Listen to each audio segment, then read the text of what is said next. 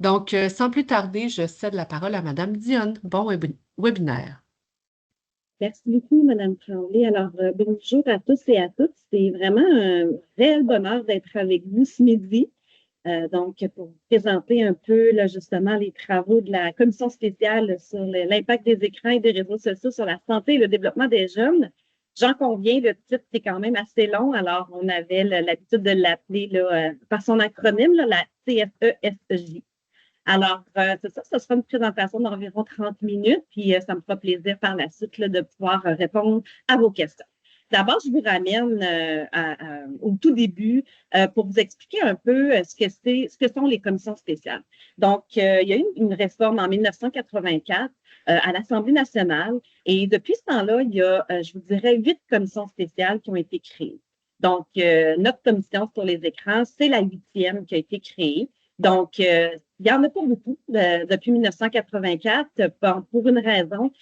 Ce sont des commissions qui s'attardent à un enjeu de société. Dans le fond, c'est un sujet de société.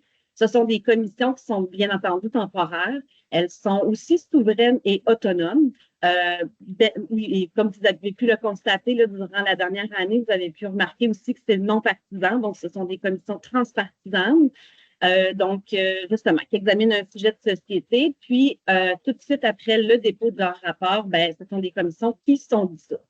En général, elles sont composées entre 10 et 12 membres. Dans le cas de la commission spéciale, nous étions 12 membres. Donc, il y avait le comité directeur qui était composé de M. Ciccone du Parti libéral, M. Bérubé du Parti québécois et M. Leduc de Québec solidaire et moi-même qui représentais la CAQ. Donc, des commissions qui sont, somme toute, lorsqu'elles sont adoptées à l'Assemblée nationale par l'ensemble des députés, donc les 125 députés, on peut déjà dire que le travail qu'elles mènent, c'est un travail sérieux et c'est vraiment un enjeu sur lequel les élus veulent se pencher. Donc, comme je vous dis, le 6 juin 2024, alors, il y a eu une motion qui a créé la commission spéciale sur l'impact des écrans et des réseaux sociaux chez les jeunes. Donc, à même date l'année dernière, en 2024, il y avait déjà dans l'actualité des préoccupations. Même le premier ministre avait dit on a un gros problème de société sur les bras. Donc, ça a mené justement à la création de cette commission spéciale. Donc, le mandat qui lui a été confié, eh bien, c'était de recueillir et étudier les points de vue des citoyens, l'expertise aussi de spécialistes, évaluer les impacts des écrans et des réseaux sociaux sur les jeunes, bien entendu, et de formuler, suite à de nombreuses consultations, des recommandations. Donc, dans notre cas, c'est exactement 56 recommandations qui ont été rédigées dans le rapport qu'on a déposé le 29 mai dernier. Donc, cette commission-là est déjà dissoute. Alors, c'est ça qui est un peu la nostalgie de vous parler de ça, puis de parler aussi de la commission. C'est ça. Après son mandat, vraiment, c'est une commission qui se dissout. Donc, les mandats, en termes de, si on y va sur l'échelle, parce que ce sont des travaux qui se sont déroulés sur un an. Donc, on a commencé, suite à la création de la motion de la commission l'été dernier, s'en sont suivis les préparatifs en vue des premières consultations qui ont débuté en septembre. Donc, il y a eu une première phase de consultation particulière. Donc, ensuite de ça, en novembre, suite au constat, je vous dirais qu'on a reçu des experts suite justement dans le fond, ce qu'on a entendu en commission, en audition sur les effets des écrans et des réseaux sociaux chez les jeunes. Bien entendu, pour nous, les jeunes étaient au cœur de cette commission-là, donc c'était vraiment important d'aller recueillir leur point de vue. Alors, c'est une tournée des écoles du Québec qui a été effectuée par l'ensemble des membres. On a visité 17 écoles dans 6 régions différentes du Québec, puis écoles primaires, secondaires, anglophones, francophones, privées, publiques. Donc, c'est au-dessus de 500 enfants et jeunes qu'on a rencontrés. Ça nous a permis d'avoir un bon portrait là, de leur quotidien face aux écrans et aux réseaux sociaux. Ensuite de ça, il y a eu le déploiement d'une consultation en ligne. Donc, on souhaitait vraiment aussi sonder la population en général parce que, comme je vous l'ai mentionné tout à l'heure, c'est vraiment un enjeu de société. Alors, c'est important pour nous d'entendre les parents, les grands-parents, les gens du domaine de l'éducation. Donc, une consultation qui s'est tenue en ligne là, sur le site de l'Assemblée nationale. Ensuite de ça, suite aux consultations, suite à la tournée, les membres avaient encore des questions. Surtout, je vous donne juste un exemple au niveau de, on parlait beaucoup dans l'actualité puis en audition de la majorité numérique. Mais pour nous, c'était important d'aller pousser plus loin pour voir, oui, OK, pour une majorité numérique, mais qu'en est-il de l'applicabilité de tout ça? Vous vous souviendrez aussi peut-être qu'on avait convoqué les plateformes à venir nous rencontrer. Elles ont malheureusement brillé par leur absence, mais somme toute, avec l'ensemble des experts qu'on a rencontrés, des organismes et les témoignages des jeunes, on a quand même été en mesure de se faire une bonne réflexion, d'avoir une bonne réflexion là, sur justement la façon dont les plateformes fonctionnent, quel est leur modèle d'affaires, comment elles exploitent les données personnelles. Donc, voilà, ça a été la deuxième phase de consultation. Et dans nos réflexions entre la deuxième phase de consultation et avril, on s'est beaucoup questionné sur justement un thème qui était l'interdiction des cellulaires sur tout le territoire des écoles. Donc, mais là, c'est ça. Finalement, pour nous, les membres, il y avait urgence d'agir et pour permettre justement aux écoles, aux ministres de prendre la décision d'aller vers cette recommandation-là ou non, et de permettre également aux établissements scolaires justement d'élaborer dans leur code de vie l'interdiction du cellulaire et de pouvoir mettre ça en application dès le mois de septembre, dès la rentrée scolaire de septembre 2025. C'était important pour nous d'émettre cette recommandation-là, justement de la déposer plus rapidement que le 29 mai là, pour justement que les conseils d'établissement aient le temps de l'appliquer. Donc, ça a été un dépôt de rapport intérimaire. Et quelques jours après, justement, le ministre a décidé d'y aller avec notre recommandation et d'interdire les cellulaires au primaire, au secondaire, dès la rentrée scolaire 2025. Ensuite, 29 mai 2025, dépôt du rapport final. Alors, comme je vous dis, c'est un rapport qui contient 56 recommandations. Donc, c'est très volumineux comme rapport, mais en même temps, je vous dirais que c'est un rapport qui est bien équilibré, qui est cohérent et qui doit se lire et se consulter dans un tout. Alors, je pourrais vous expliquer plus en détail tout à l'heure quelle a été notre réflexion derrière ces recommandations. Donc, somme toute, je vous dirais que ce sont près, au niveau des consultations particulières et des auditions publiques, c'est près de 70 personnes et organismes qui ont été entendus. Comme je disais tout à l'heure, 2 phases d'audition, des expertises vraiment variées en santé, cybersécurité, le milieu de l'éducation, la petite enfance. Ce qu'on voulait, c'était recueillir les avis, les recommandations des experts, approfondir aussi sur les effets associés à l'utilisation des écrans, des réseaux sociaux. Ça a été quand même une bonne réflexion. On a entendu un et son contraire aussi de la part des experts. Donc, pour nous, c'est important de peser tout ce qu'on avait entendu pour être assez, revenir avec des réflexions puis des recommandations équilibrées qui étaient justement là, qui étaient le reflet là, un peu de tout ce qu'on avait entendu. On a également reçu 74 mémoires. Donc, vraiment beaucoup de contenu qui nous ont permis là, justement de faire la lumière, d'avoir les meilleures recommandations possibles, applicables, bien entendu, dans notre société québécoise. La tournée des écoles, c'est justement 17 écoles visitées. On a voulu avoir un bon portrait aussi entre les écoles francophones, anglophones, les écoles privées, les écoles publiques, l'indice de favorisation aussi, les milieux plus défavorisés, milieux favorisés, les régions rurales, les régions urbaines. C'est les écoles également qui avaient des programmes particuliers, comme exemple le sport électronique. Puis environ 500 élèves rencontrés. Et je dois vous dire que le constat général qui est ressorti de ça, c'est qu'on s'est vraiment aperçu que les jeunes étaient très lucides sur l'utilisation de leurs écrans. Alors, ça nous a, à la limite, beaucoup frappé, mais en même temps préoccupé également parce qu'on voyait qu'ils étaient lucides de leur utilisation, puis ce qu'ils souhaitaient, c'est qu'ils être encadrés, justement. Donc, ce qui nous a permis de poursuivre nos réflexions pour arriver à des recommandations justement, qui répondaient à leurs besoins. Consultation en ligne, eh bien, imaginez-vous donc, c'est un record de participation pour une consultation à l'Assemblée nationale.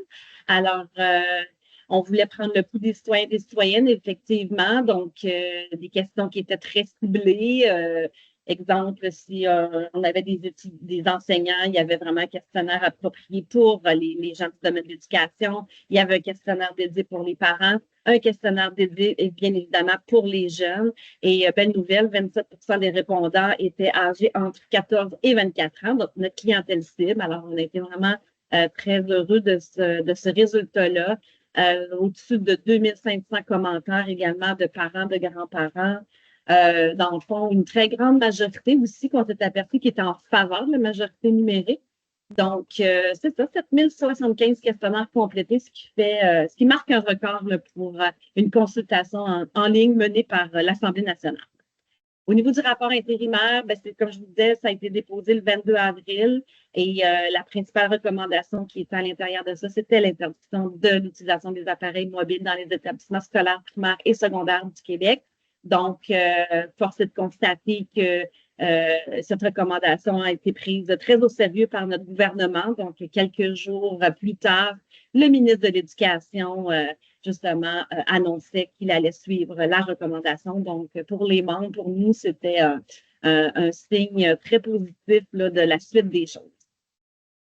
La commission en chiffres, vous savez, une commission spéciale, c'est un ajout au travail quotidien de députés. Donc, ça a été une année très chargée pour l'ensemble des membres de cette commission-là. Ils ont fait un travail colossal, en plus de gérer, justement, d'être parlementaires et de gérer leur circonscription au quotidien. Ils ont participé à cette commission spéciale, donc avec 12 séances publiques. On a passé au-dessus de 48 heures en audition publique. Il y a eu une trentaine de séances de travail, 32 heures passées en séance de travail. Nous, le comité directeur, c'est 23 rencontres de comité directeur, donc plusieurs heures là, à réaliser ce rapport. Donc, notre rapport final contient 56 recommandations, donc qui inclut aussi la recommandation du rapport intérimaire sur l'interdiction des cellulaires. Pour rédiger ce rapport-là, on s'est basé sur ce qu'on voulait, c'était d'abord d'aller beaucoup en prévention, de faire de la sensibilisation. On voulait également éduquer. On souhaitait aussi qu'il y ait un encadrement légal et bien évidemment, je pense qu'on y est allé aussi avec une collaboration intergouvernementale, car quand on parle des plateformes, les membres, on est tous d'accord pour se dire que ça va être la force du nombre. Tous les pays, les États fédérés se mettent ensemble pour, je vous dirais, là, un peu serrer la vis aux grandes plateformes. Je pense que c'est comme ça qu'on va réussir là, justement à avoir un meilleur encadrement de leur part. Donc, les recommandations, nous rentrons dans le vif du sujet. Donc, au niveau des écrans et des jeunes, c'est certain que je ne vous ferai pas la nomenclature des 56 recommandations, mais je vais quand même vous émettre les recommandations phares, celles qui, pour nous, dans le fond, représentent un atout majeur, qui serait vraiment intéressant à mettre en place. Donc, au niveau des écrans et des jeunes, c'est bien évidemment on recommande le déploiement d'infrastructures polyvalentes qui proposent des activités sans écran et à faible coût. Donc, on l'a constaté en tournée des écoles, on l'a constaté beaucoup sur le terrain. C'est vraiment là, quand les jeunes ont accès à des infrastructures à faible coût ou gratuites, surtout dans les milieux défavorisés, on voit que l'utilisation des écrans, dans le fond, est moins grande. Donc, pour nous, c'est important de dire au gouvernement que ça prend des alternatives aux écrans. Donc, entre autres, avec des infrastructures polyvalentes. Vous savez, des fois, c'est pas des choses très coûteuses, ne serait-ce que pour une municipalité d'éclairer un parc. Ou justement de rendre disponibles plusieurs activités durant l'heure du dîner aussi à l'école, ne serait-ce qu'une table de ping-pong dans une école. Donc, ce ne seront pas des fois des dépenses très importantes, mais on pense que ça pourrait faire la différence. On souhaite également que le gouvernement mette en place une stratégie nationale d'information et de sensibilisation. Très honnêtement, le commentaire le plus qui est revenu le plus de la part des parents, des grands-parents, c'est vraiment la méconnaissance des effets des écrans. Vous savez, l'ère numérique, ça évolue à une vitesse grand V. Donc, bien souvent, les parents se sentent dépassés. se sentent mal outillés face à l'utilisation des écrans de leurs enfants. Donc, pour nous, c'est important de faire faire de la sensibilisation et d'informer beaucoup mieux les parents. On prévoit aussi, on souhaiterait, dans le fond, cette stratégie-là prévoit également, justement, comme outil aux parents, un guide pour mieux, justement, pour mieux encadrer l'utilisation de l'utilisation des écrans chez les enfants. Donc, un guide qui s'appuie sur différents constats, différents thèmes aussi qu'on a établis, puis à la lumière de ce que les experts nous ont dit, des conseils, hein, à commencer par, vous savez, les enfants apprennent beaucoup par mimétisme. Donc, c'est sûr que dans les thématiques de la campagne, on souhaite que les parents démontrent une exemplarité auprès de leurs enfants. Les experts sont également nous dire que d'essayer le plus possible de sortir les écrans des chambres à coucher, d'éviter que les enfants soient sur leurs écrans avant le dodo. Vous savez, il y a beaucoup d'études qui ont démontré les effets néfastes des écrans avant le sommeil. Ça vraiment perturbe le sommeil. Donc, différentes stratégies comme ça qui vont permettre justement d'outiller les parents et de leur donner des conseils. Évidemment, au niveau des outils numériques éducatifs, ça a été un petit peu plus difficile pour ce thème-là parce qu'il n'y a pas beaucoup de données probantes aujourd'hui qui nous permettent de statuer est-ce que c'est bénéfique d'augmenter les outils numériques éducatifs à l'école? Est-ce que c'est plutôt néfaste? Donc, nous, ce qu'on recommande au gouvernement, c'est d'intégrer la notion de citoyenneté numérique dans le code de vie des établissements scolaires. C'est de planifier aussi une stratégie d'information et de sensibilisation à la citoyenneté numérique. Donc, un espèce de code qui, justement, de saines habitudes de vie numérique. Donc, qu'est-ce qui est important de faire ou ne pas faire, comment on communique sur les réseaux sociaux, si on se sent intimidé, qu'est-ce qu'on fait? Donc, parce qu'il y a beaucoup de cyber-intimidation qui se passe dans les écoles. Donc, on souhaite éduquer les enfants à avoir justement de saines habitudes sur les réseaux sociaux. On veut également favoriser le développement de solutions numériques en français, bien évidemment. Présentement, les solutions numériques offertes dans les écoles, on n'a pas beaucoup d'encadrement à ce niveau-là. Donc, c'est pour ça qu'on veut suggérer au gouvernement d'avoir quand même un certain encadrement et de trouver des solutions numériques en français. Éviter les écrans récompenses à l'école. Ça aussi, plusieurs experts sont venus nous dire que justement, on ne doit pas gratifier le temps passé sur les écrans. On doit plutôt encourager des activités sportives, culturelles, la lecture comme récompense, mais pas venir justement mettre sur un piédestal justement le temps passé sur les écrans. On souhaite également que l'équité soit prise en compte dans les politiques numériques des écoles. Donc, si on favorise un certain milieu défavorisé, justement, de mettre en place des politiques qui vont favoriser les milieux plus défavorisés, justement, pour les enfants aussi qui ont des problèmes particuliers en santé. Vous savez, on ne veut pas non plus qu'il y ait du mur à mur qui soit fait, mais qu'on souhaite encourager aussi les outils numériques pour les enfants à besoins particuliers. Au niveau du sport électronique, ça a été ça a été un sujet quand même avec un gros débat parce que d'emblée, pour nous, les membres de la commission, bien, c'est certain que le fait d'avoir un programme de sport électronique à l'école, c'était en partant du temps d'écran supplémentaire. Donc, mais c'est certain qu'on souhaitait faire la différence aussi du temps d'écran entre le ludique et le pédagogique. Maintenant, après avoir aussi rencontré des écoles où le programme de sport électronique était bien implanté et de voir quand même que ça pouvait avoir des effets bénéfiques sur les jeunes. Dans le fond, ce que la commission recommande, c'est que les établissements scolaires renforcent l'encadrement de ce programme de sport électronique et que le conseil d'établissement informe le ministère de l'Éducation à l'implantation de nouveaux programmes de sport électronique. À l'intérieur de ça, ce qu'on s'est rendu compte, c'est que dans ces programmes-là, les jeunes doivent, satisfaire à des résultats académiques. Il y a toute une section aussi dans le programme de sensibilisation justement aux jeux vidéo. On éduque les enfants, on sensibilise les enfants, les jeunes à justement des saines habitudes de jeux vidéo.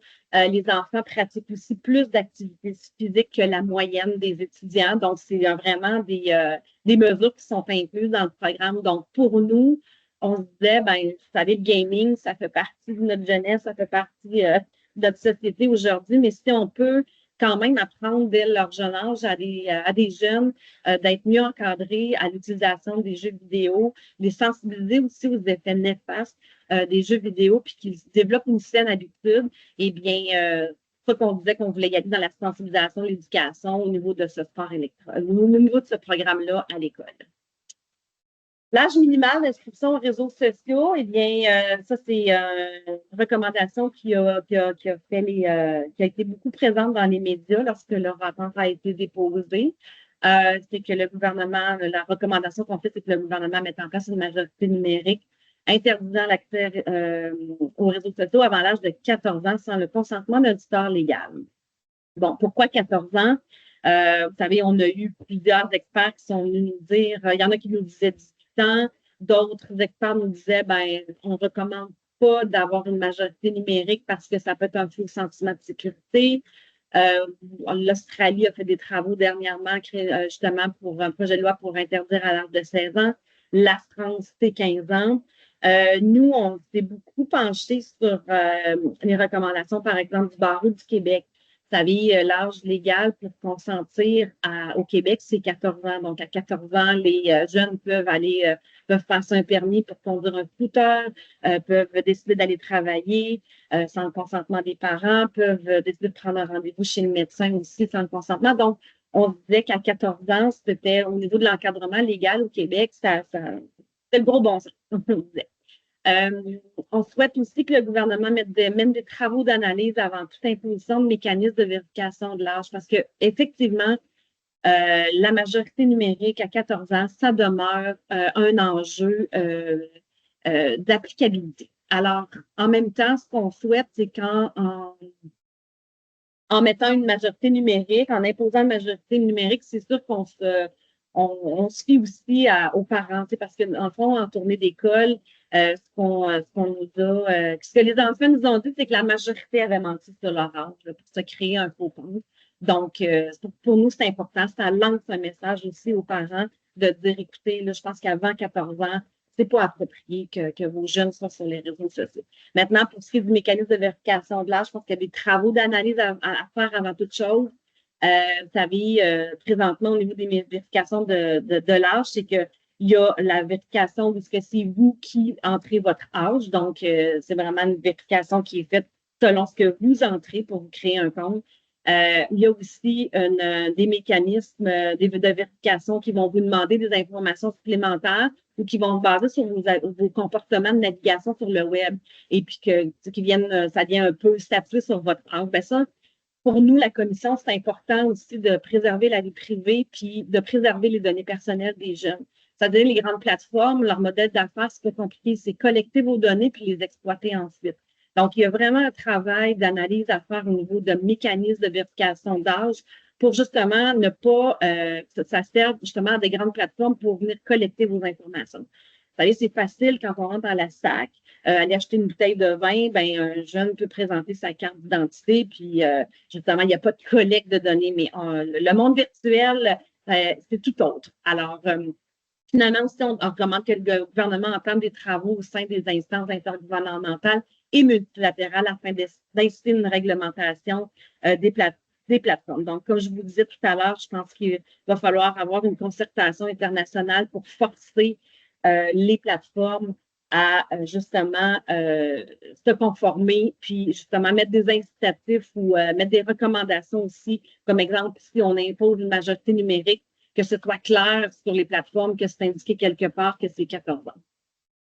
Au niveau de l'encadrement des réseaux sociaux, on recommande aussi que le gouvernement mène une réflexion sur la mise à jour de la loi concernant le cadre juridique des technologies de l'information. Exemple, sur la responsabilité des entreprises. Vous savez, au Québec, on a déjà des lois, des règlements qui viennent encadrer un peu le domaine des technologies de l'information. Donc, nous, on considère que justement en faisant des mises à jour de ces lois-là, on pourrait justement venir imposer une plus grande responsabilité aux entreprises numériques. On recommande aussi d'interdire la vente de renseignements personnels puis d'interdire le profilage des mineurs de moins de 14 ans. Et finalement, que le gouvernement mène des travaux sur l'analyse de prolifération des images générées par l'IA sur les réseaux sociaux, qui est un énorme fléau. Puis à l'intérieur de ça, oui, des travaux d'analyse, mais également une sensibilisation dans la stratégie nationale auprès des parents. Parce que vous savez, la majorité des images qui sont générées par l'IA sur les réseaux sociaux de nos enfants, eh bien, ce sont en majorité des photos que les parents eux-mêmes vont diffuser sur les réseaux sociaux. Donc, il y a vraiment matière à être vigilant et à s'informer sur tout ça. Les jeux vidéo. Alors, la commission recommande vraiment que les lots aléatoires, les microtransactions soient interdits dans les jeux s'adressant aux mineurs. Vous savez, le bon vieux dicton qui dit quand c'est gratuit, c'est vous le produit. Bien, effectivement, il y a vraiment un fléau présentement sur ces lots aléatoires dans des jeux vidéo où les jeunes, pour pouvoir avancer au deuxième programme de jeux vidéo, pour pouvoir justement devenir plus puissants ou avancer au prochain stade du jeu vidéo, doivent acheter ou doivent faire des microtransactions pour s'acheter, exemple, ce qu'on appelle des skins. Donc, ce sont des lots aléatoires, je vous dirais, qui s'apparentent beaucoup au mécanisme des jeux de hasard. Et vous savez, le témoignage qui me vient en tête, c'est dans une école où un jeune nous disait qu'il avait dépensé 4 000 en un an à ces microtransactions-là, ces lots aléatoires sur les jeux, là, par exemple sur Fortnite. Donc, nous, on recommande vraiment que ce soit interdit dans les jeux vidéo qui s'adressent aux mineurs. On recommande aussi d'exiger de l'industrie du jeu vidéo que les cotes qui sont attribuées aux jeux prennent en compte la présence de microtransactions ou de lots aléatoires payants. Donc, pour l'instant, c'est un critère qui n'est pas pris en compte quand on cote les jeux, justement pour déterminer l'âge minimal pour pouvoir y avoir accès. Donc, nous, ce qu'on souhaite, c'est que l'industrie modifie ses cotes, justement, en ce sens.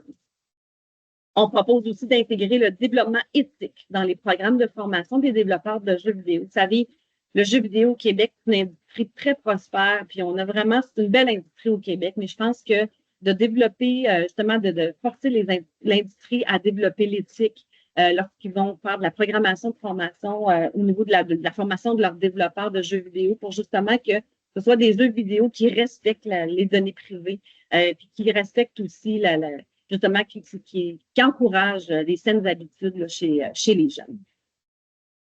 La publicité destinée aux jeunes, bien évidemment que le gouvernement on recommande que le gouvernement mène des travaux d'analyse visant à définir davantage le travail d'influenceurs.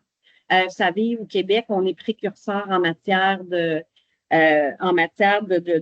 publicité chez les jeunes avec la loi de la protection du consommateur, qui est une loi qui date de 1978.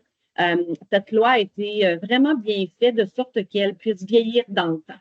Donc, ce qu'on souhaite, c'est vraiment de mener des travaux pour qu'à l'intérieur de cette loi-là, on puisse déjà définir davantage le travail des influenceurs. Ce qui est problématique présentement, c'est qu'avec les influenceurs, les jeunes sont pratiquement incapables de discerner si c'est une publicité ou si ça ne l'est pas. Donc, ce sont des influenceurs qui racontent un peu leur quotidien, mais qui font aussi du placement de produits. Donc, nous, ce qu'on souhaite, c'est que ce soit justement ce placement de produit-là soit vraiment, que les jeunes soient en mesure de discerner si c'est une publicité ou pas. On souhaite également d'améliorer les obligations en matière de divulgation de contenu publicitaire en ligne. Bon, l'exemple que je viens de vous donner, le marketing d'influence. Donc, vraiment, là, quand c'est un influenceur qui est payé pour faire la promotion, par exemple, d'une crème Sephora, bien, que ce soit vraiment indiqué et qu'on puisse déterminer, on puisse voir que c'est vraiment de la publicité et que l'influenceur reçoit un bénéfice en échange de ce placement de produit. On recommande également que l'Office de la protection du consommateur, justement, mette à jour le guide d'application des articles 248 et 249 de la loi sur la protection du consommateur, justement, pour mieux venir encadrer là, le marketing d'influence.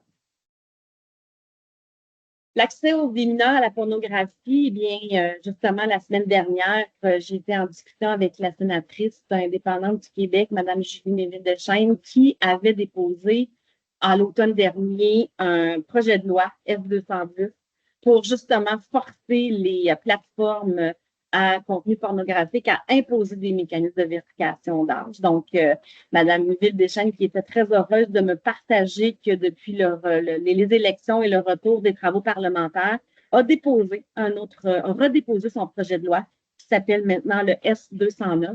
Donc, c'est pour ça que la Commission vient recommander que le gouvernement se coordonne avec le gouvernement fédéral et les États fédérés pour imposer des mécanismes de vérification d'âge aux plateformes diffusant du contenu pornographique. Vous savez, on a entendu en commission, la seule plateforme d'ailleurs qui est venue en commission parlementaire, Pornhub, justement la plateforme Pornhub.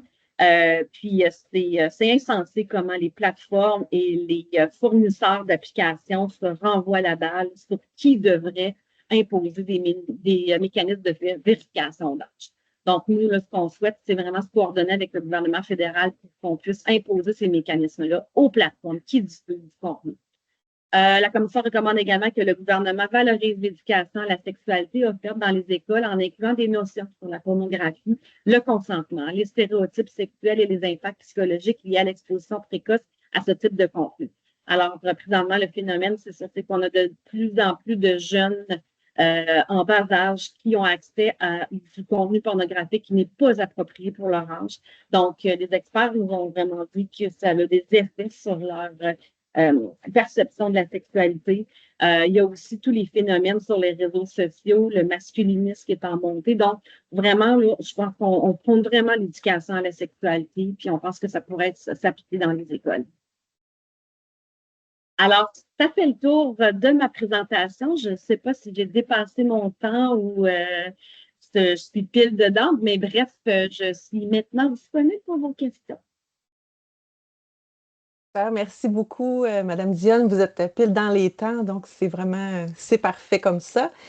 Donc, merci pour cette excellente présentation. Oui, effectivement, j'invite maintenant les participants et participantes à poser des questions via l'onglet Q&R qui est vraiment dans le haut de votre écran Teams. Donc, vous pourrez inscrire vos questions à cet endroit-là. Je pourrais les lire avec plaisir. Je peux peut-être juste mentionner pour l'instant, je ne vois pas de questions, là, je trouve que vous avez vraiment synthétisé les faits saillants et les diverses recommandations fortes là, avec brio. C'était très intéressant. De mon côté, j'ai beaucoup apprécié le travail de consultation. J'ai pris le temps de lire votre rapport. Donc, tout le travail de consultation qui a été fait là, auprès des spécialistes, des différentes parties prenantes, citoyens, citoyennes, puis les jeunes eux-mêmes, là, évidemment. Donc, ça, c'était très intéressant. On peut penser là, que la diversité des voix que vous avez recueillies aura amené des recommandations peut-être plus nuancées. Puis vous proposez aussi une approche globale qui vise plusieurs axes d'intervention. Vous en avez parlé aujourd'hui, allant de la prévention, sensibilisation jusqu'à la collaboration intergouvernementale. Donc, pour avoir un impact là, plus large là, sur la société, c'est intéressant. Puis surtout, ben, je dirais, je mettrais l'accent sur le fait que vous proposez en conclusion de votre rapport que les citoyens et citoyennes ben, s'approprient les recommandations de votre rapport. Puis je trouve que votre présence aujourd'hui à notre webinaire, ben, c'est vraiment un pas dans cette bonne direction-là, d'accepter de venir partager les recommandations, puis surtout d'échanger là, avec les participants et participantes. Donc, Merci. voilà. Vous avez raison, puis vous savez, le fait d'avoir consulté aussi beaucoup, puis d'avoir mené ces travaux-là pendant un an, je pense que justement, ça amène le consensus. Puis d'avoir justement des différents experts qui viennent des fois aussi nous nuancer un peu ou avoir des contradictions, mais ça nous pousse à mieux réfléchir puis à pousser vers peut-être des fois un équilibre entre, vous savez, pour nous, l'important, c'était de jeter les bases pour un phénomène de société. Mais je pense que ce rapport-là pourra aussi évoluer dans le temps. Puis c'est sûr que ce qu'on souhaite, c'est que ce soit que le gouvernement accepte ces 56 recommandations-là. Maintenant, j'ai plusieurs Je pense qu'il y a questions. des Là, questions, hein, oui, oui, c'est ça. Prévoyez-vous développer un volet pour promouvoir le jeu libre chez les 0-12 ans? La surutilisation des écrans et l'absence de jeux libres ont des impacts négatifs sur le développement des enfants. Merci.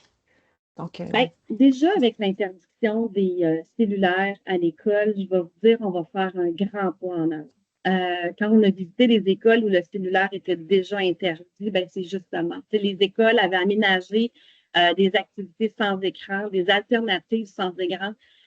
Puis vous avez raison, puis je pense qu'il va y avoir aussi un gros volet sur la sensibilisation de ce phénomène-là chez les 0-5 ans.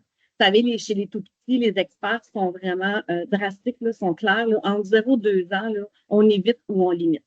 Même, je voudrais aussi rectifier parce qu'il est sorti un peu dans les médias qu'on n'avait pas vraiment légiféré sur fait de recommandations pour légiférer dans les CPE, mais sachez qu'il y a déjà un règlement dans les CPE au Québec qui interdit les écrans dans les CPE. Donc, parce que oui, vous avez raison, le jeu libre, c'est ce qui permet la créativité à l'enfant de développer sa créativité. Ça développe aussi des compétences qui vont lui permettre aussi plus tard d'avoir de mieux réussir aussi à l'école.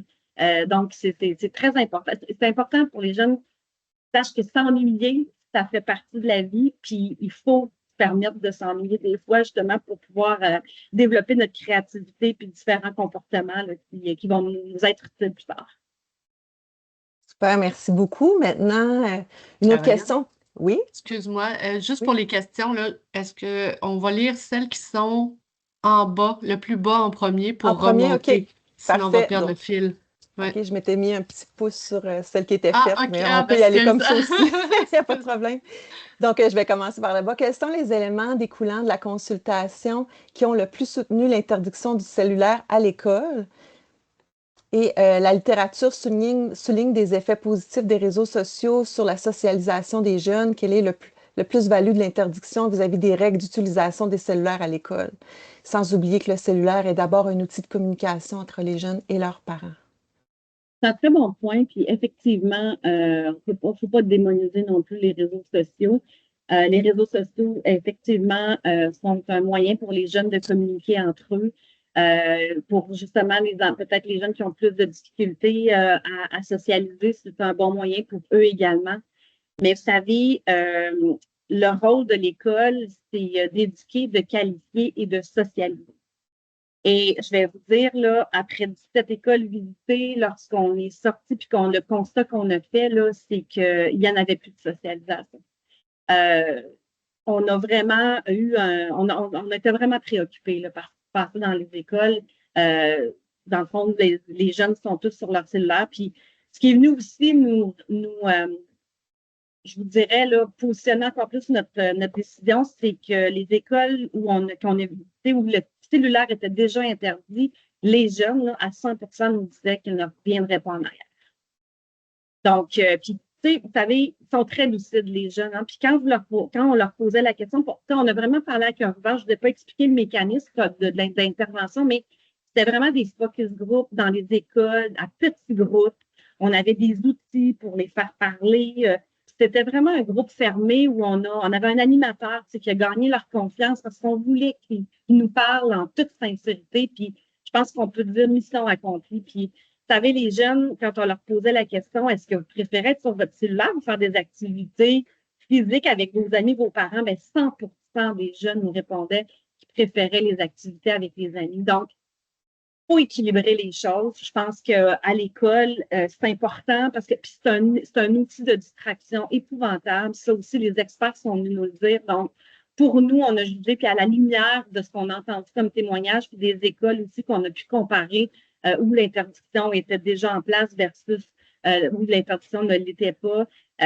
Puis, vous savez aussi, je vous rappelle, il y a un sondage qui est sorti cet hiver. 78% des enseignants étaient en faveur de l'interdiction parce que pour eux, là, sont nous dire en majorité que c'était plus facile pour eux d'interdire le cellulaire sur tout le territoire de l'école que gérer l'interdiction en classe. Donc, on a vraiment pesé le pour et le contre, mais pour nous, il y avait plus de pour que de contre là, à la lumière de ce qu'on a entendu, puisque les experts aussi sont nous dire, bien évidemment. Okay. Parfait, merci. Maintenant, quand pouvons-nous nous attendre à recevoir les directives du ministère de l'Éducation? Petite question. Ben là, je dois vous dire que vous savez, c'est un rapport qui sollicite plusieurs ministères. Alors, il y a le ministère de l'Éducation, le ministère de la cybersécurité, le ministère de la Justice, le ministère du Sport et Loisirs. Alors là, je dois vous dire que les ministres ont tous reçu leur copie. et sont en lecture attentive présentement du rapport. Donc, j'ose croire que au retour de la session parlementaire ou peut-être au courant de l'été, là, on pourra voir certains ministères là, annoncer certaines recommandations. Mais comme je vous dis, je pense que ce sont des recommandations qui sont à prendre de façon cohérente avec un tout. Mais maintenant, c'est certain que nous, notre mission est accomplie. Maintenant, ça reste c'est dans la cour du gouvernement là, pour voir s'ils acquiescent à nos recommandations. Très bien, merci. Mais Une je autre veux juste que- spécifier Oui, pour l'interdiction cellulaire, ça c'est déjà fait. ça c'est déjà Les fait. conseils OK. d'établissement sont déjà avisés. Tout est OK. en train de se mettre en place pour la rentrée scolaire. OK, parce que c'est ça, ça va arriver vite là, cet automne, hein. Oui. Donc, une autre question, je me demandais, il y a beaucoup de stratégies pour les 16-18 ans. Qu'en est-il pour les 0-5 ans? Exactement. Les 0-5 ans, c'est vraiment de la sensibilisation auprès des futurs parents. Fabien, on parlait d'un guide. Je pense que ce que les parents doivent savoir à cet âge-là, c'est quels sont les effets sur le développement comportemental des enfants, puis quelles sont les bonnes pratiques à avoir. Vous savez, chaque minute passée sur un écran pour un enfant de 0-5 ans, c'est une minute perdue pour justement qu'il apprenne à développer ses compétences sociales, à développer son cerveau. Donc, on va travailler, là, j'ai pas malheureusement pas toutes lu les recommandations, mais il y a une grosse section pour les tout petits. Mais c'est vraiment qu'on va travailler avec les maisons des familles, avec les organismes, les cours prénataux, pour introduire dans le guide du futur parent les notions, puis qu'est-ce qu'il faut faire avec son enfant de 0-5 ans, puis comment il faut utiliser les écrans. Vous savez, il y a même des différences entre des émissions à rythme lent versus les émissions à rythme rapide. Il faut prendre en compte ces différences-là. Fait que ça, c'est tout expliqué dans le rapport aussi. Là. Il y a beaucoup de notions d'information, mais ça sera développé encore plus là, avec le ministère de M. Carman là, sur justement les guides adressés aux futurs parents et tout ça. Parfait, merci. Y a-t-il des recommandations en lien avec le partage d'images intimes qui est aussi en augmentation chez les jeunes?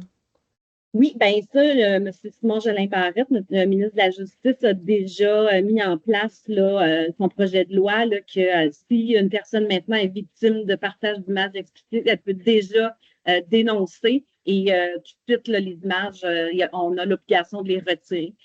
Donc, nous, on pousse plus loin avec l'intelligence artificielle. Justement, là, c'est ça, pour nous autres qu'on recommande, c'est que le gouvernement mette des travaux sérieux parce que ce qui nous guette, ce qui nous préoccupe, nous, c'est vraiment tout ce qui est fait avec l'intelligence artificielle, puis justement des images qui, des fois, même nous, on s'y méprend. Là, donc, mais au niveau du partage d'images explicites, il y a le ministre de la Justice là, qui vient d'appliquer sa nouvelle loi là, la semaine dernière. Et merci. Donc, quels sont les outils ou ressources disponibles pour accompagner le personnel scolaire dans l'application de l'interdiction des appareils électroniques à l'école? Bon, ben, c'est ça. Quand les enseignants sont venus nous rencontrer, puis il y a les conseils d'établissement, ce qu'on a, puis c'est dans la loi sur l'instruction, ce qu'on souhaite, c'est vraiment que l'autonomie soit laissée aux écoles sur le modèle d'application. Et bien évidemment, dans notre recommandation qu'on a fait, on a recommandé au gouvernement également de soutenir les écoles. Donc, les écoles qui voudront peut-être justement ajouter des activités parascolaires sur leur dîner ou justement, là, donc le ministère va être là pour accompagner. Au niveau des moyens puis du comment, les écoles souhaitaient vraiment qu'on respecte leur autonomie. Alors, puis on a eu droit à toutes sortes de solutions. Vous savez, il y a même une école privée où c'est interdit depuis 5 ans. Ils ont aménagé un cubicule à l'intérieur de l'école. Donc, si un jeune a besoin d'appeler ses parents pour avoir un livre après l'école, il y a un cubicule qui est prévu à cet effet. Dans cette école-là, les jeunes laissent leur cellulaire dans une pochette verrouillée. Il y a différentes façons de le faire, mais ça, vraiment, les écoles, puis on a respecté l'autonomie des enseignants de vouloir le faire à l'intérieur de leur propre code. C'est intéressant quand même de voir qu'est-ce que d'autres écoles peuvent avoir mis en place et ce qui fonctionne, peut-être dans une optique de partage d'exemples. Tout à fait. OK, donc ça va. Je continue. Ça va bien. Il y a beaucoup, on voit que ça suscite, oui, il y en a beaucoup, ça suscite beaucoup d'intérêt. Donc, je continue, j'essaie d'y aller dans l'ordre. Est-ce qu'il va y avoir un financement et à qui pour faire de la prévention en milieu scolaire autour de l'usage des écrans? Bien, ça va être le gouvernement quand il va mettre en place. Nous, c'est une recommandation qu'on a fait. Alors, ce qu'on souhaite, c'est qu'il y ait justement la citoyenneté numérique qui soit introduite au code de vie. On souhaite que justement les enfants, je n'ai pas tout fait là, des recommandations, mais il y avait des recommandations pour qu'il y ait vraiment la formation donnée aux jeunes sur le numérique. Donc, mais ça, comment le ministère de l'Éducation va le faire, ça, on laisse ça vraiment libre là, au ministre là, de l'appliquer. Nous, on recommande. Est-ce qu'il y aura du financement qui va venir avec ça? Ça, on va laisser le gouvernement le déterminer, puis dans quelles circonstances, puis le comment. Mais c'est certain qu'il y a de l'éducation à l'ère numérique à faire auprès des jeunes. Ne serait-ce que, je pense qu'on prenait en exemple le cours de CTQ à l'école, qu'on pourrait bonifier, puis justement ajouter une partie numérique. Donc, il y a toutes sortes de recommandations qu'on a fait, mais ça sera au ministre de l'Éducation de déterminer s'il y aura financement ou pas. Eh bien, de quelle manière nous pourrions sensibiliser davantage nos parents au niveau de la petite enfance, soit dans les services de garde? Très bonne question. Très bonne question. C'est sûr que nous, au niveau des services de garde, il y a des recommandations à l'intérieur aussi pour, je vous dirais, premièrement, mieux former les intervenants. Il y a une question de formation aussi à l'intérieur de ça. Comme je vous disais tout à l'heure, il y a déjà un règlement qui interdit les écrans dans les CPE, mais je pense qu'il y a de la formation à donner aux intervenants pour que justement il y ait de l'accompagnement justement auprès des parents. Donc, ça, je pense que ça va être au niveau de l'éducation, de la sensibilisation. On a prévu une série de mesures, une série de recommandations à l'intérieur de ça, mais c'est certain que pour nous, c'est important de couvrir toutes les tranches d'âge. Donc, les CPE seront éventuellement selon nos recommandations, les CPE sont sollicités justement pour nous aider à faire de la sensibilisation auprès des parents. Les parents aussi connaissent les bonnes pratiques à utiliser avec leurs enfants. Merci. Donc, merci pour cette présentation. L'interdiction des cellulaires dans les écoles est-elle supportée par la littérature et les données probantes sur les bénéfices possibles de cette mesure? Quels sont les bénéfices attendus selon la littérature? Bien, comme je disais tout à l'heure, au niveau du personnel de l'enseignement, il y avait une problématique au niveau de la question de la socialisation. Oui. Donc, que l'école doit servir de lieu pour socialiser.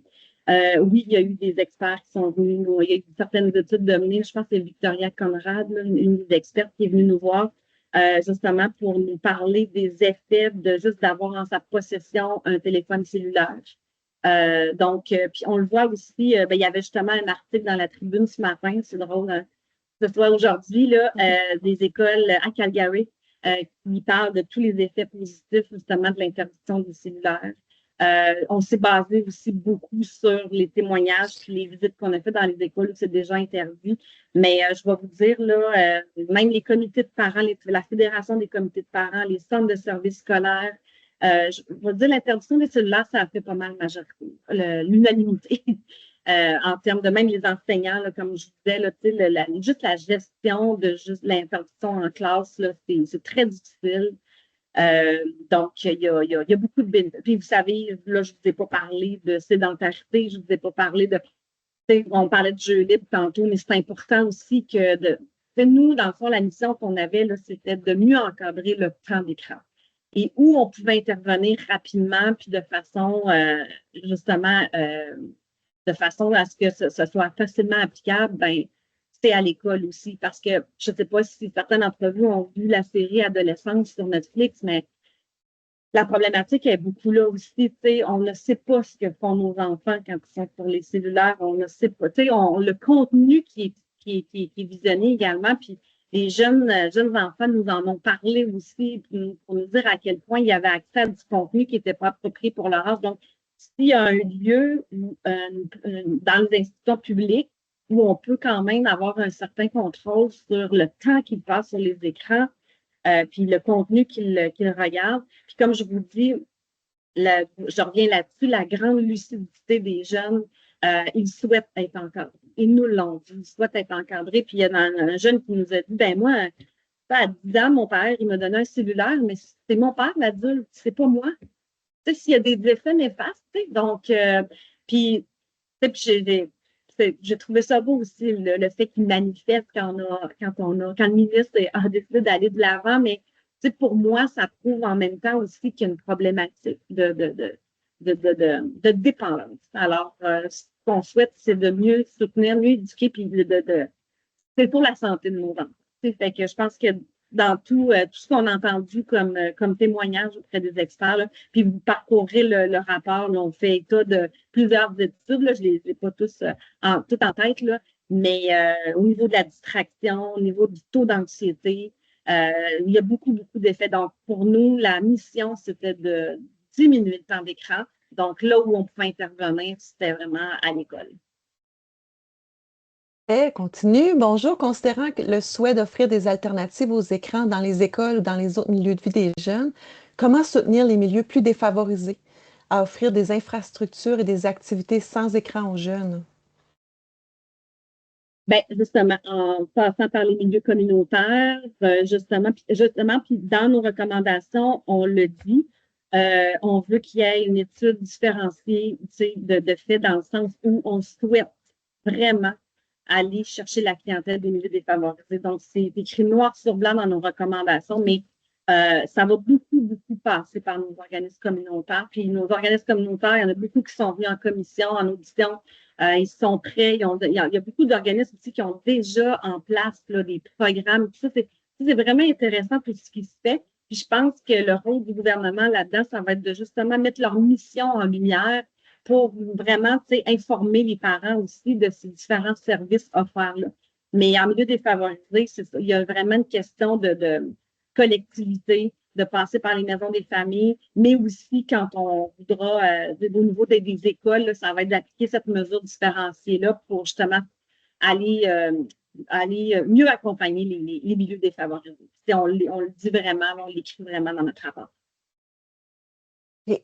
Ben, merci. Là, je vois qu'il nous reste quand même quelques questions. Puis on est à 4 minutes de fin. Là, je me demande quelle question je vais choisir. On peut peut-être y aller en rafale. Là, c'est pas évident, c'est tout pertinent. Je fais des réponses courtes. Oui, OK. C'est pas toujours évident non plus. Je pense. Oui, c'est ça, pour apporter des nuances, mais sans plus tarder, je continue. Donc, bonjour, les écrans sont une responsabilité partagée entre les individus et les milieux de vie des jeunes. Est-ce que l'interdiction totale des écrans pourrait amener une charge supplémentaire sur les parents qui en ont déjà beaucoup sur les épaules? Puis il y a une deuxième partie de question. Interdiction totale, nous, on a voulu équilibrer. Vous savez, c'était vraiment de mieux encadrer le temps des écrans, mais en même temps, ce qu'on veut, c'est on ne veut pas mettre la charge sur les parents. Puis c'est très clair là, dans la campagne de sensibilisation, là, ce qu'on énonce, là, c'est vraiment des petits trucs qui sont appropriés, là, comme éviter les écrans dans les chambres, tout ça, mais vous savez, on peut pas vivre sans les écrans. Puis, on peut pas non plus bannir les écrans des vies de nos enfants. Donc, c'est ça que c'est important d'avoir un certain équilibre. Puis, justement, d'avoir un certain contrôle, mais c'est pas de mettre la charge totale sur les parents du pourquoi à l'école. Bon, ça sera la responsabilité du gouvernement, mais à la maison, c'est ça, c'est de mettre en place des saines habitudes, ne serait-ce que d'avoir une règle à la maison pour dire ben, pendant qu'on lit pas, on n'a pas de cellulaire, on n'utilise pas de cellulaire ou c'est ça, dans le fond, c'est vraiment pas pour en rajouter sur les parents, mais c'est vraiment de mettre en place, comme exemple pour les jeunes enfants, c'est juste d'accompagner les jeunes enfants. Pour les tout petits, ce qui est important, puis dans le fond, la recommandation 9, vous irez voir la recommandation 9, mais c'est ça, c'est chez les tout petits, ce qui est important, c'est que le parent accompagne le petit lorsqu'il consomme du temps d'écran, ne serait-ce que pour voir juste être au courant de ce qu'il consomme. Donc, utiliser un contrôle parental peut-être pour limiter le temps d'écran. Donc, c'est des outils comme ça qu'on souhaite adresser aux parents. Oui, il y a plusieurs exemples dans le rapport aussi, là, je trouve, de stratégies concrètes. Donc, les gens pourront aller consulter, oui, ça va être intéressant. Comment s'assurer que le développement du contenu obligatoire face aux compétences numériques soit rapidement intégré pour que l'école joue aussi son rôle d'éducation, considérant qu'une interdiction totale ne va pas nécessairement dans le sens d'outiller nos jeunes à composer avec les écrans qui sont maintenant omniprésents dans leur vie? Et effectivement, donc, ce sont toutes les recommandations des écrans à l'école. Donc, effectivement, il y a toute la question de citoyenneté numérique qu'on souhaite amener à l'école. Alors, c'est sûr que ce sera au ministère de l'Éducation de voir s'il approuve nos recommandations ou pas. Mais effectivement, qu'il y aura toute l'interdiction n'est pas une fin en soi. Hein. Vous savez, je vous l'ai dit tout à l'heure, c'est un rapport qui se veut équilibré. Donc, il faut aussi faire de la sensibilisation, de la prévention, pas juste interdire, mais développer justement les capacités de citoyenneté numérique envers nos jeunes, puis leur apprendre à avoir de saines habitudes de consommation d'écran. Il reste 2 petites questions, ça va très bien. Donc, bien que les conseils d'établissement soient décisionnels pour comment régir l'interdiction, comment s'assurer que les milieux ne tombent pas en confrontation, mais davantage dans une posture d'accompagnement auprès des jeunes? Par exemple, éviter d'être uniquement une police répressive là, des cellulaires. Là. Bien, ça, comme je vous dis, c'est un équilibre. Puis, il y aura toujours la présence des outils numériques. Ce qu'on a dit dans le rapport aussi, c'est qu'on ne veut pas retirer les outils numériques pédagogiques des écoles. Donc, il y aura toujours les outils pédagogiques de présence. Maintenant, c'est certain qu'il y aura de l'éducation à faire aussi. Je pense que ce sera, comme je vous disais tout à l'heure, c'est ça, les conseils d'établissement, les écoles nous ont vraiment demandé l'autonomie dans l'applicabilité de tout ça, mais vous l'avez dit tout à l'heure, aussi le partage des bonnes pratiques, ça peut se faire aussi. Vous savez, il y en a quand même plusieurs écoles au Québec où c'est déjà interdit. Il y a des écoles qui le font graduellement. Ils ont commencé par secondaire 1 et 2. Ils vont maintenant l'appliquer à 3, 4, 5. Je veux dire, il y a plusieurs façons de le faire. Puis ça, c'est bien clair dans notre recommandation que nous, la directive, c'est l'interdiction, mais la gestion de tout ça pour que ça se fasse justement en harmonie puis, et non en confrontation. On ne souhaite pas ça non plus. Mais vous savez, je pourrais demander de lever la main ceux qui ont toujours n'ont pas acheté d'alcool avant 18 ans. Ou,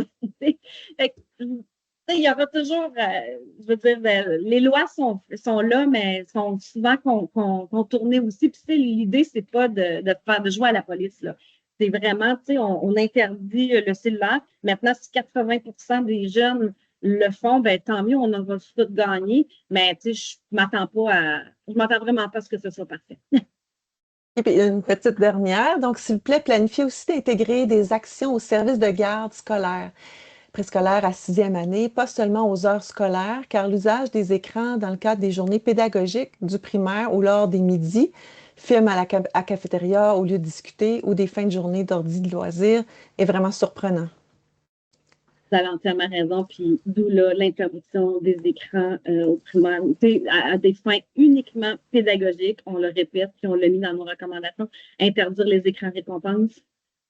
Donc, tout ça sera mis on espère que tout ça sera mis en place et ça va venir vraiment aider là, au niveau des plus petits. Très bien. Je pense qu'on a fait le tour des questions. Vraiment, c'est tout un sprint. Merci beaucoup d'avoir répondu à nos questions. Merci beaucoup d'avoir accepté notre invitation dans le cadre du webinaire aujourd'hui. Puis on se dit donc que c'est un premier pas vers peut-être éventuellement l'application de toutes ces recommandations-là. Donc, merci beaucoup. Puis merci à tout le monde d'avoir assisté à notre webinaire aujourd'hui. Puis vous pourrez aller consulter la présentation là, en ligne bientôt sur le site web du CRUGEF. Merci beaucoup. Au revoir. Merci pour l'invitation.